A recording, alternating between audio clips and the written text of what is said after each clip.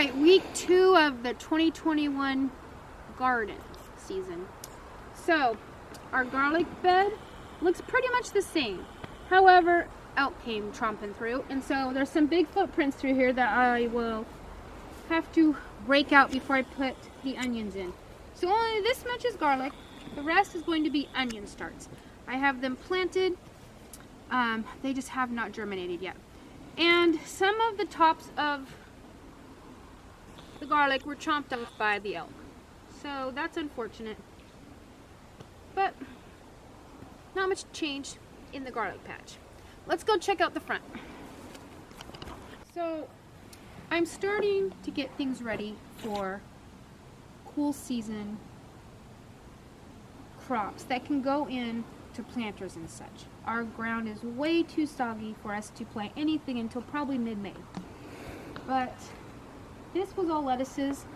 I'm going to be probably filling it in with new fresh lettuce. And the oregano is all going to come out and be repotted, and we'll put something else in here.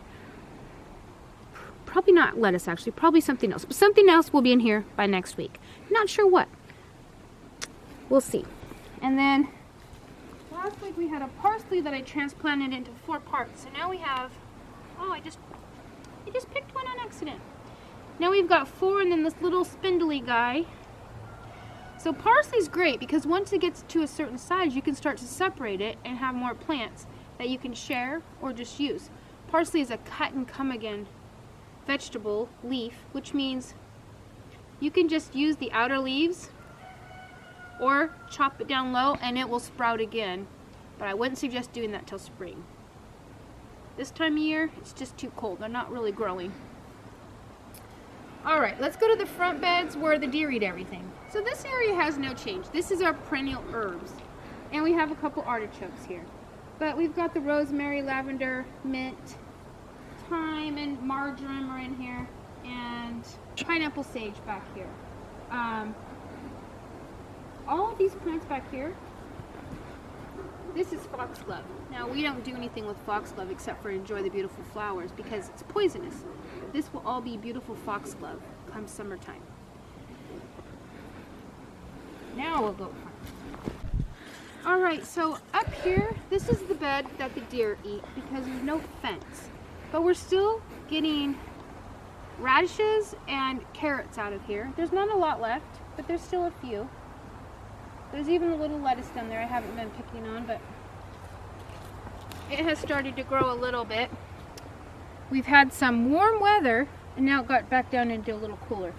This bed is going to be planted with cool season things in February sometime. We'll show you when we do it. One nice thing that I got were leaves. Let's go look at the leaves we got.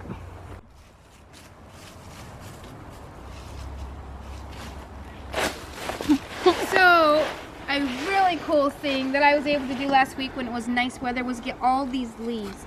My daughter's house has a huge tree with lots of leaves.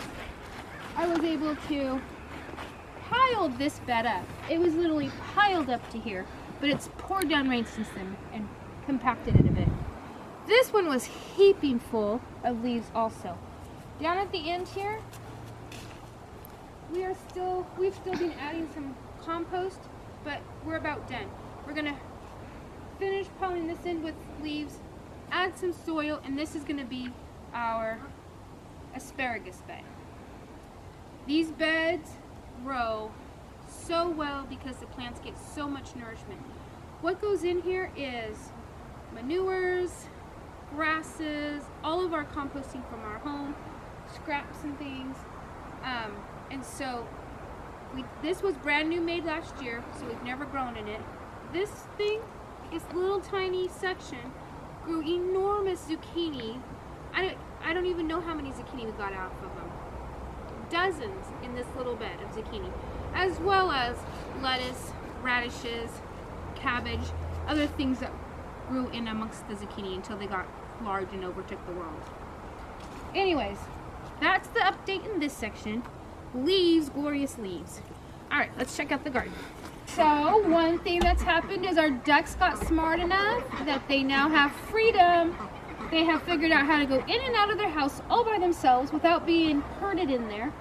And so now their pen can be open for them to have free reign wherever they want to go during the day. They still tend to stay in here a lot. They're not that bold and brave yet, but they'll get there. Now, to the bigger garden. The only thing usable in here is the chard, onions, and some kale at the other end. There really hasn't been much change in here. We did pick out about 12 giant zucchini, all of them larger than this guy. Right here. And I have them up at the house. Last week they were down here at the end under a half a foot of water and the ducks were floating amongst them. So we brought them in. Some of them are rotten and we just left those here. But this week the water table has gone down, so there's no floating ducks.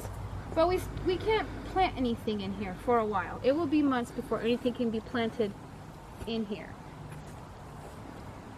Our kale is still going. And that is a train wreck. That hopefully we'll get that ready to go by May.